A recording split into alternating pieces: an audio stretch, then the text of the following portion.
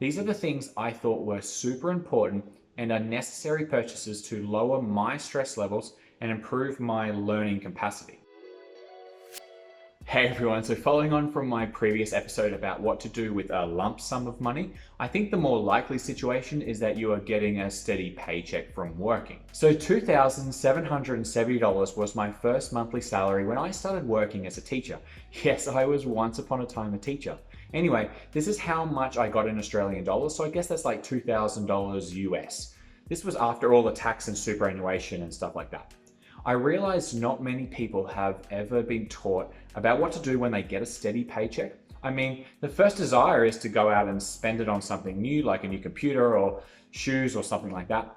But let's go through what I think the 5 best strategies are for investing your steady paycheck and enjoying your life. Payeheli.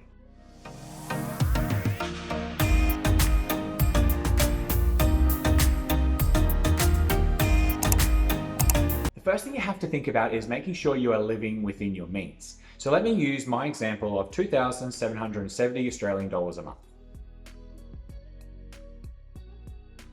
Now this is probably the most controversial strategy here on this list. People are going to argue that rent is dead money, paying off a mortgage lets you build equity in something. Now look, I don't particularly want to go down this rabbit hole, but essentially my strategies in this video are trying to keep stress levels as low as possible. Now, I personally think that renting is great and far better than owning a property until you want to buy your forever home for your wife and your kids. Now, I'm going to let Ben Felix argue the rent versus buy argument. This is by far the best detailed explanation I've ever come across. Now, I think the magic number here is 30%. You want to be renting for maximum 30% of your monthly salary. Any more than this and things get a little harder for you. Anyway, renting with a few friends or even strangers, which was my situation, was a great way to get about 30% of my monthly salary set aside for rent. I was paying about $175 per week in rent and had to pay a bit extra for utilities and random share house stuff. So I was spending about $850 a month on what I call shelter. Now with this strategy, you want to be strategic with location. If you can get as close to work as possible, then that is ideal because you will save in transport costs and more importantly, time. Time is the biggest cost we have, so anything to save time is normally worth it. Now for me personally, it was about 5 to 10 minutes to the school for me where I was living. This is a bit more fun and probably something you wouldn't expect me to say next, but I think with the first paycheck, maybe the first and second paycheck, you should try and improve your comfort levels because the key to this step is reducing stress. See, I consider these things mental health purchases and productivity purchases. These are the things I thought were super important and are necessary purchases to lower my stress levels and improve my learning capacity. So one of the first things you should go out and buy is a really good mattress and some really good pillows and maybe some good sheets as well. The reason is, well, sleep is just so critical. And even some blackout curtains in your bedroom as well so you can get a really good night's sleep. I would even go as far to say get soundproofing for your room. It's actually pretty cheap to get. It's a couple $100 and you can actually put it around, especially in a share house, because you can pull it down pretty easily afterwards. You just stick it on and anyway, so soundproofing, blackout curtains, a really good mattress, really good pillows, good sheets. That will make your sleep significantly better and that will reduce your stress at your job. You'll be able to perform better. You'll be able to learn better.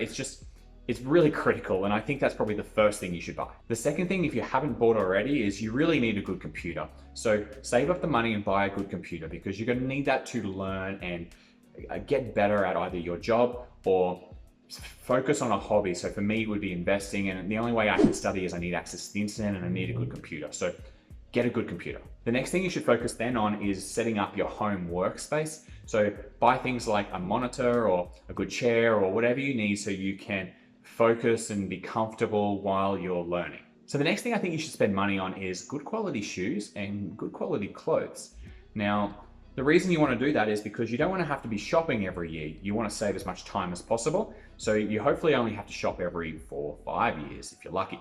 So if you buy good quality shoes and good quality clothes, you'll get away with not having to shop for a long time. And the last thing you should spend some money on is some good quality cooking things. Like I need a good blender, I want really good knives, I want good fry pans, things like that. Because when I am cooking, because I'm going to have to cook a lot, I can't go out for meals all the time because I'm trying to save some money. Well, I'm going to have to cook, and I don't want that cooking experience to be really stressful and slow and annoying every time I have to do it, because I'm going to have to do it probably every day. I want good quality things here because I want it to be a pleasure to be in the kitchen. I'm going to eat healthier, and that's going to be better for my health overall. And I'm not going to spend as much money going out to restaurants and things like that as well, and getting takeaway.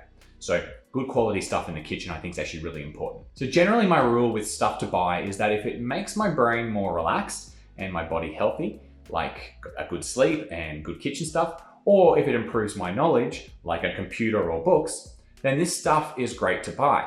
I accumulated these things over a few paychecks, and the idea is you want these to be one-off things. So go for very high quality, so you don't waste your time having to buy any of these things again for the next at least 2 years. It's all about saving time and reducing stress here. Now, I personally think this one is actually a non-negotiable. It costs about $200 a month in Australia to get health insurance and income protection insurance. Now, don't just stop at health insurance, go out and get income protection insurance as well, because look, when I was living in the share house, actually one of the girls that I was living with, she was riding a mountain bike down a hill and actually crashed, hit a tree. She actually broke her back. And it took her, I think she missed work for 8 months. She had to have a spine operation.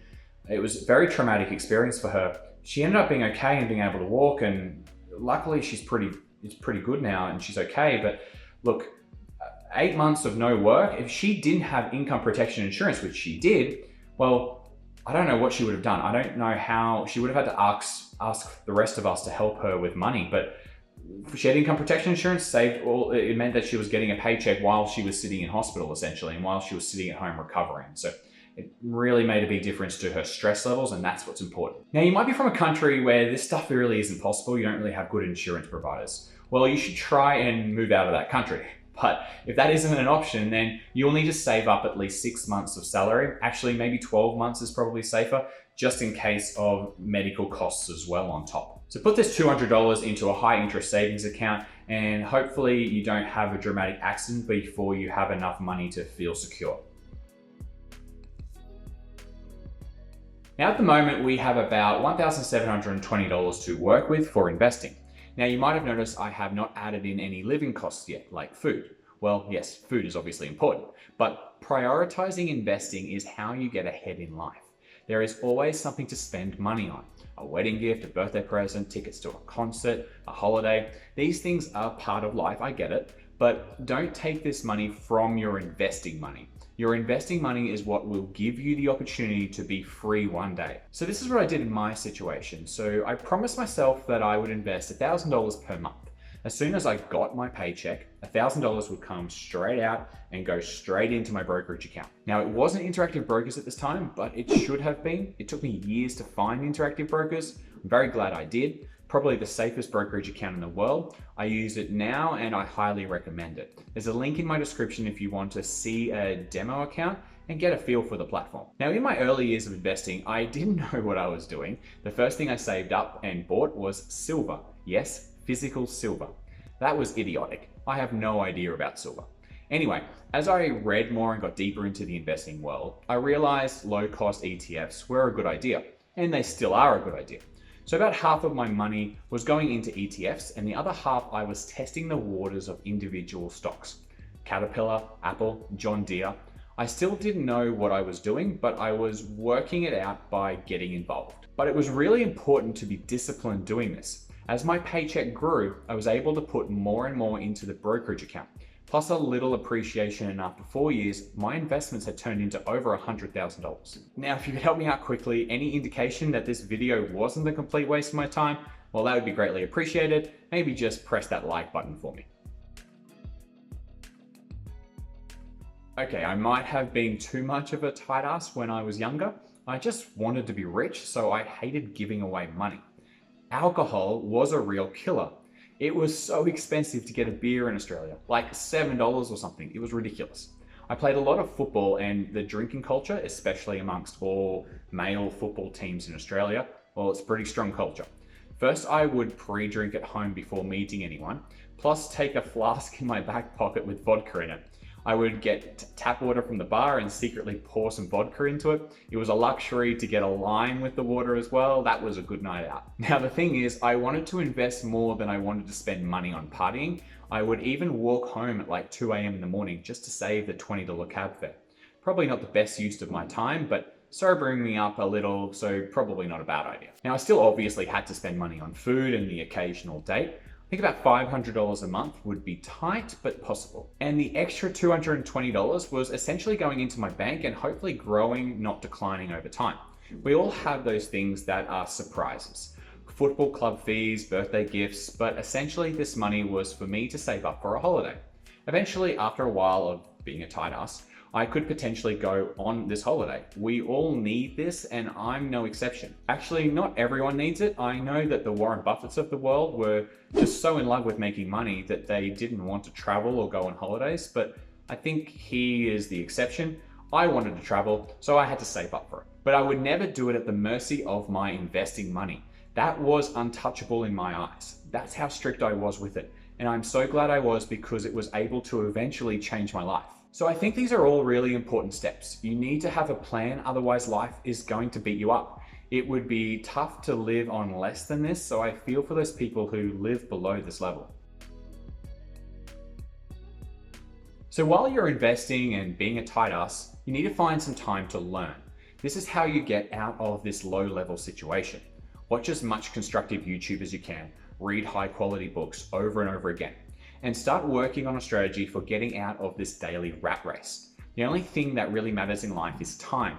We only have so much time and don't want to be spending most of our time working just to survive. So I think you need to develop some sort of leverage. And leverage could be a specific skill like coding or value investing.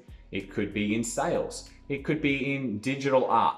It could be in music. Whatever appeals to you that is scalable. See, I don't think being a doctor or a lawyer is scalable. Yeah, they get paid well, but they're trading their hours for money. Unless you own the law business or the doctor's practice. So then again, you're the business owner rather than the lawyer and the doctor. So work on yourself in an area where you don't have to give up time for money. A business owner is a good place to start, and that's what I do here on my channel. We invest in companies to be business owners. Now, I want to say thank you to Andrew Latenda, who is a fellow YouTuber and a good friend of mine. You always have great comments. I appreciate your support. You are a legend. Thanks for staying to the end, and I'll see you in the next video.